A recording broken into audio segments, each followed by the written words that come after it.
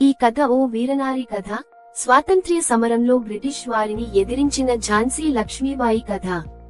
1828లో వారణాసిలో జన్మించిన మణికర్ణిక మను చిన్నతనం నుంచే గుర్రస్వారీ, ఖడ్గయోగం నేర్చుకుంది.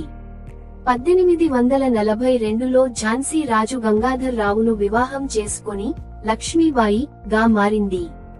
1853లో భర్త మరణించిన తర్వాత బ్రిటిష్ వారు డాక్ట్రిన్ ఆఫ్ ల్యాప్స్ ద్వారా ఝాన్సీని ఆక్రమించేందుకు ప్రయత్నించారు.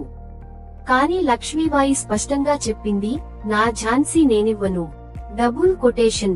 1857 స్వాతంత్ర్య పోరాటంలో ఆమె తన సైన్యాన్ని సిద్ధం చేసింది. పురుషులతో పాటు మహిళా యోధులను కూడా తన సైన్యంలో చేర్చుకుంది. 1858లో బ్రిటిష్ సైనికాధికారి హ్యూ రోజ్ దండెత్తగా లక్ష్మీబాయి ధైర్యంగా యుద్ధం చేసింది. అయితే గ్వాలియర్ సమీపంలో ఆమె వీర మరణం పొందింది. ఝాన్సీ రాణి లక్ష్మీబాయి తన ప్రాణాలను అర్పించినా భారతీయుల గుండెల్లో ఎప్పటికీ బతికే ఉంటుంది. ఆమె ధైర్యం, త్యాగం, దేశభక్తికి శిరస్సు వంచి నమస్కరిద్దాం. నిప్పు. ఝాన్సీ రాణి లక్ష్మీబాయి అమర్ రహే. భారతదేశం.